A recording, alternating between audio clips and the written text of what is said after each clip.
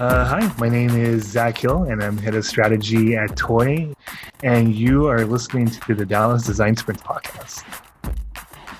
Why don't you get a little bit into who you are and what's it like being a head of strategy over at the company?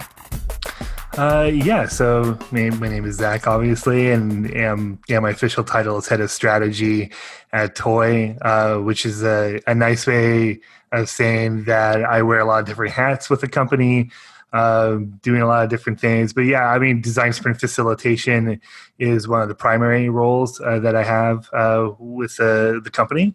But I still get to dabble in hands-on UX UI design at times, and take role in project and product management with our clients.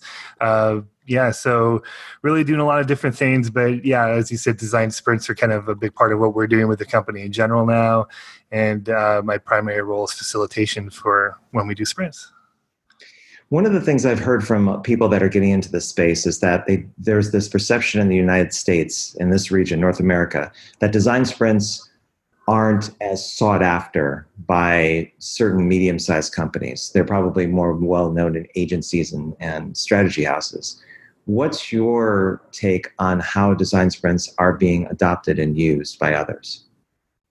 Yeah, that's a good question. I think, from our experience or my experience, I think a lot of companies are still, catching up and figuring out what user experience is in general and what it means to bring in that kind of mindset to a company. And I say that because since they're just kind of still learning about UX, they're still kind of figuring out how design sprints play a role in like maybe a typical user experience process based on the companies that we've talked to and work with. So I think there's a lot of truth in that a lot of American companies are still kind of figuring out what the design sprint is. And it's almost kind of, there's like a little bit of, is this like agile for designers? Is this design thinking? And I think it's an exciting time because of that. It's good to be part of, being an evangelist of design sprints, so to speak. Is a good time to have that kind of role, I should say, in America. Do you find that the design sprint process is something that's used for particular situations when you have conversations with clients? Maybe if they're not as technically savvy and don't know about UX, that's a starting point. But do you find that that particular methodology is central to a conversation about a particular type of strategy or a particular type of outcome that a company is looking for? Yeah, we try to encourage the clients we work with to have specific problems to solve or specific goals to be met. There might be some cases where we say maybe you're not ready for a design sprint because you're kind of just getting started or something along those lines. But yeah, we try to help our clients maybe get to a position where they're ready to do a design sprint. Based on again having a specific goal or a problem, to solve. What's the follow-up like when you do a design sprint? Do clients basically come back after it's done and say, do they ask, do you build this out? Are you someone that we can do a retainer with and talk to you about this process for extended period of time? What's been your experience? It's a little bit of both. Sometimes we'll do a traditional project like an app or a web project that starts things off with a design sprint, and then we'll lead into more of a traditional design development cycle with our clients. We're pushing more and more to kind of just have a pure like sprint system where clients could basically buy different types of sprints with us, the design sprint being the main one, but they could buy like production sprints, development sprints, and so they could kind of break up an engagement with us into chunks, so to speak. So we're trying to, give a lot of optionality to the clients we work with. Because I think in the long run, at Toy, we want to focus more on the high level design and strategy, using, frameworks like the design sprint, and then, give our clients an opportunity maybe to work with different agencies to do maybe more of the production work from both design and development. I've seen other design shops do the same thing where they take the base process and they recast it based on the situation, whether it's innovation build or kind of iterating on an existing feature. I know that one particular person in Europe is doing something called a smart sprint, where it's an entire 3-week engagement with problem framing in the very beginning. So everyone seems to have their own fashion when it comes to doing the design sprint process, and that seems to be where most people are adopting it on the agency side to sell as a productized service to clients. Right. Yeah, So, we're definitely doing the same thing. Yeah, we're in that boat. let's get a little bit into that. What are your initial services that you offer that have the design sprint at its core, and what have you seen the market react to positively? Yeah, so at its core, Toy's been around for 8 years, and at its core, it started off as like web design and app design agency. And I say that because those are going to all of our sprint services, so to speak, are going to be around web design and digital product design, right? So. So on that note, when we are selling our sprint packages, it's around the idea of, like you said, are we building a product from scratch, or are we working on a specific feature or functionality for a site or an experience or a product? So everything we're doing is kind of built around web and product, and we just believe that doing things like a design sprint is the best way to build digital products and websites. Where do you want to take Toy in terms of strategy? And I'll kind of add to that by saying, how do you want to differentiate yourselves from other options in the market? Yeah, that's a great question. I think where we want to take Toy is, I think we really enjoy starting projects and kicking off things with our clients in terms of getting a product launched or getting them unstuck on a specific feature. And I think our mission is getting more towards consultation and strategy first, before the quote unquote making or production of a website or digital product, which we're still capable of doing, of course. But I think the long-term vision of the company is to kind of wear more of like a consulting hat or a strategy hat, because the founding members of our company have a lot of experience with building startups and running companies. And I think one thing that does set us apart is that we do have experience in entrepreneurship and company building outside of the world of design. And I think we're able to kind of bring that to our clients, so we're able to advise them and consult with them outside of just like pure UX UI design. We could kind of bring a little bit of startup and entrepreneurship experience to what we do. What do you feel are your inherent strengths? What do you do better than anyone else? I think we're really good at working with people. I know a lot of agencies would probably say that, but I think we always get really high marks, for communication, professionalism, and just kind of being really open and honest with everyone that we work with, and just really straightforward. And I know that's again a goal for a lot of agencies, but that's probably a top priority for us. I think we're a really agile company in the sense where we're flexible and dynamic. We could come run design sprints pretty much anywhere around the world if needed, and we could put teams together for the best situations that our clients kind of need, depending on the projects that they're working on. So wait, for just 1 second. I'm talking about you specifically. Oh, me specifically. I know the company could probably like charter world peace, but what I want to know from you is, sure, what makes you tick? Like what are some of the strengths that you bring to the table that you have seen historically that you're a cut above most people in that space? Okay, so now I understand the question. Okay, so tell me how great you are, Zach. It's part of my model here. I don't just ask anybody to be on the show, man. You got to give me something here. Okay, yes, I'll try out my best to do that. So, I spent some time before I really started my design career as a high school and club basketball coach. And I bring that up because I think one of my strengths as a designer and a design sprint facilitator comes from that background, in a sense where I love to teach, I love to coach, I love to really connect and communicate with other human beings. And I think it's just a really vital skill in user experience design and user experience strategy in general. And I feel that I'm very fortunate that I got into this world with some of those just kind of communication skill sets through basketball coaching, is working with other people. So I think my greatest strength is connecting with other people and just being able to guide and lead a room of people in a graceful way, and just really connecting talented people with other talented people to create great work. And I think that's probably my greatest strength.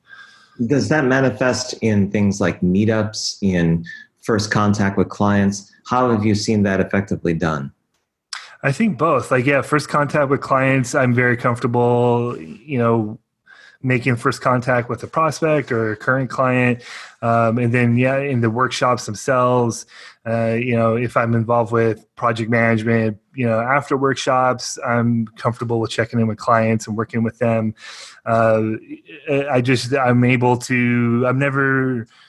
I never feel nervous or stressed out, again, working with people. And I believe there's really talented people on both our team and the client's team. And I enjoy kind of connecting the two usually, and kind of bringing our world into the client's world and just being a part of, relationship building. If you could change one thing about the design sprint process, something that you think should be updated or modified, especially given the experience you have with the process, you see it and you wonder why it couldn't be done in a different way. What is that thing that could be changed? That's a good question. You have a magic wand. You could basically touch on day 4 and it's going to change, or day 3. What is going to happen? I would say that I know there's a lot that's been discussed, in some of the groups that we're in, and I know it's a little bit controversial, like how much user research is done or not done before design sprint. And that's probably the one thing I would change, is maybe bring in more pre-work before the sprint, because there's like an idea that you can just jump into the design sprint without a lot of research or kind of pre-game stuff, which I think you can do and we have done. But I like that. The best design sprints I've been a part of is when I have been able to conduct user research and do maybe some initial interviews with stakeholders or current users, before we start a sprint. So that I would probably just bake stuff into a design sprint process, maybe before and after. That's probably how I would answer that. Yeah. And one of the things I'm very high on is getting some sort of human relationship going, whether it's a session kickoff or maybe even some quality time with the people that you're going to be working with within the design sprint. And I think this is actually critical for virtual sprints, which is my domain, where if you have any and all possibility of getting people together to just figure out what they're about as human beings, get an impression of them, that's going to carry forward a lot of empathy and understanding, and giving people some slack when it comes to actually doing the work. I hear you about user research. I mean, I come from that background, and getting to know the problem a bit better and trying to figure out where the median is in terms of going too far down the path of figuring out things and having just enough data to basically execute. And I think John Baton probably had a really good take on it with his DS 3.0 version of kind of looking at the problem, getting people together in an extended way to really talk about what they're going to do before they execute. So you're going after the right thing.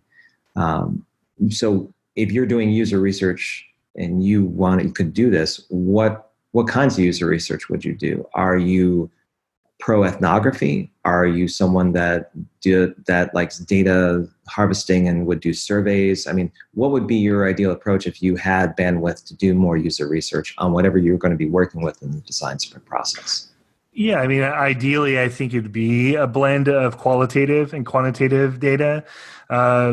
So at the end of the day, like kind of going back to what I said about talking to other human beings, if there's a chance, if a product already exists, I could talk to existing users, or if the product doesn't exist yet and maybe our client has an idea of who they want their users to be, I could go talk to those people. That would be great to do. And then if they have quantitative data, that's obviously just as fantastic, just in a different way. So ideally, I think the three things I'd like to have before a sprint is quantitative data, qualitative data, and like you said, kind of some kind of problem framing discussion with our clients before the sprint. Because that could be a potential pitfall, as you know, when you run a design sprint and there's not a problem really set and predetermined before the sprint. So, yeah. I wonder sometimes if kind of doing that user research is better. Sometimes it's best when you do interviews.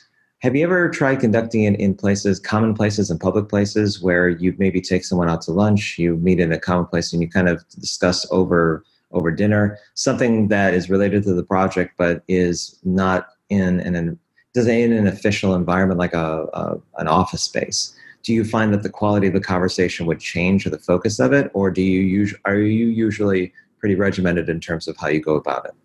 No, I've done both, and I do think if you could work with a user and or stakeholder to work with them in a natural environment, I do believe that's better, just because they're going to be a little bit more, they're going to feel a little bit more at ease and a little bit more open just to have a conversation. And I think you could, if you're good at listening and observing and kind of connecting dots a little bit, then I think you could just get a lot from just having organic conversations. It's not just straight like Q&A, like, oh, what do you think about this app? What do you not? Like, if you could learn about the people that you're working with, you could get maybe more insights than just having like a straight Q&A survey type deal. And then, like you said, like a cold environment, but those work as well. I mean, we've done that, and we get, good feedback and insights in those environments as well. So where is Zach Hill going to be a year from now? If you project out where things are headed for you in a year professionally, where would you ideally like to be? That's a good question. I mean, I'm really enjoying what I'm doing now. So doing more of it, doing more design sprints. I'd be excited to see where clients take me, both nationally and internationally. So maybe going to do sprints at different places that I've never been before. So it gives me a good excuse to travel more. I'd like to, do more research, do more on the research side and the pure design side. Again, like I like working with people. So if I could get in more situations where I'm talking to people more and learning from them, that'd be great. And then I'd say the last thing on my bucket list is I'd eventually like to do more teaching, in UX design or, experience design in general. So if I'm doing that in a year, that'd be really awesome. But eventually that's something I'd like to do. I get this feeling that I'm heading that direction too. Like I'm going to be the high school teacher that wears the sweater that's 20 years old, like the cashmere sweater that looks like it's growing on its own in the back. Like that's with you. I used to be a basketball coach, and I wanted to be that guy. I know what you're talking about. Like I don't know if I'll be as headstrong to the point where I only have one way of doing things, and tell everyone that everything else is crap. You only need to do dot voting, and that's it. Forget this digital stuff. Back in my day, we used Post-it notes to put our notes on, and not this 3D voodoo stuff. I love it. I probably would be that guy. I love it. Yeah, or I'll follow your lead and kind of do the progression of the beard and the facial hair to the point where I'll either have like a Zen master kind of like triangle that goes all the way down and maybe beat it at the end. I don't know. I know I'm headed towards strangeness at some point in my life. Totally. I think we all are in some way. Yeah, we just have to figure it out. We're very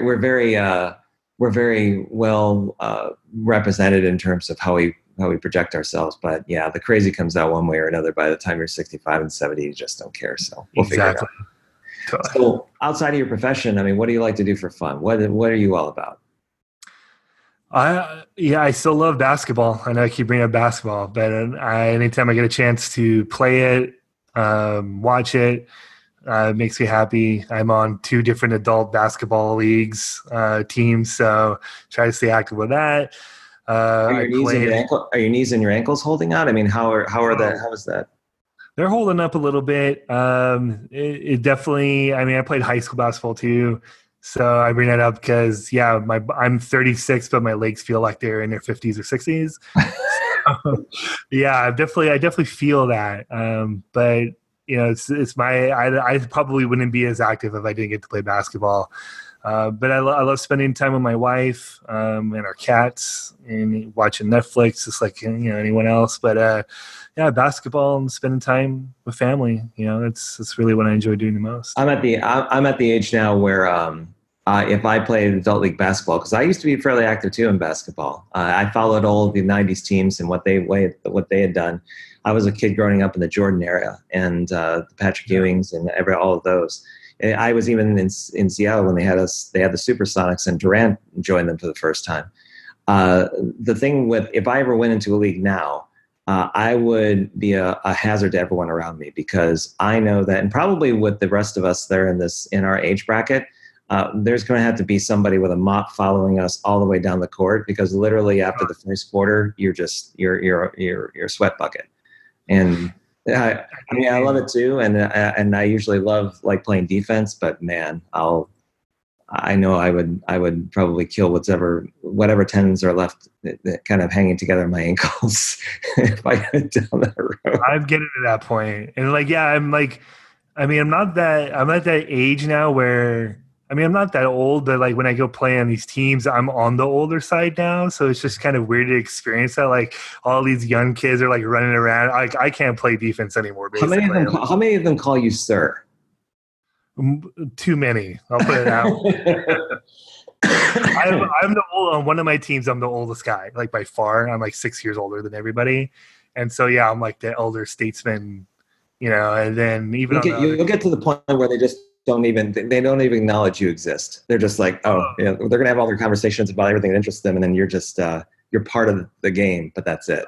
Yeah, they'd say some things. I'm like, I don't know what you're talking about. It sounds interesting. They'll test you. They'll figure out if you know an artist or if you're aware of like modern culture, and I'm way maybe behind make on that. a grade. Yeah, totally. So on Netflix, I just got done watching Stranger Things, like completely binge watched the whole thing. What shows do you tend to watch on Netflix? Stranger Things for sure. What shows are we watching right now? We're on a big West Wing binge, my wife and I. My mom and dad really loved that show back in the day, so we're just kind of catching up on that. Never seen that one. Yeah, it's interesting. I kind of I don't know. I don't want to get like too political, but I'll just bring up that I like how they kind of teach you about like the nuts and bolts of government, and it's not about like left versus right. They kind of like, oh, here's kind of like an entertaining way to teach you how like a bill's passed or something like that. So I find that kind of stuff pretty interesting. We watch a lot of documentaries. We're really into like minimalism right now, so we watched that doc and we thought that was cool. Let me ask you something about Stranger Things, though. Have you finished season 3 already? We have, yes. Now, I'm not going to give anything away for people that are listening that haven't watched it. Well, there's just like a time limit at some point. I mean, how long has it been about that season versus the previous? Yeah,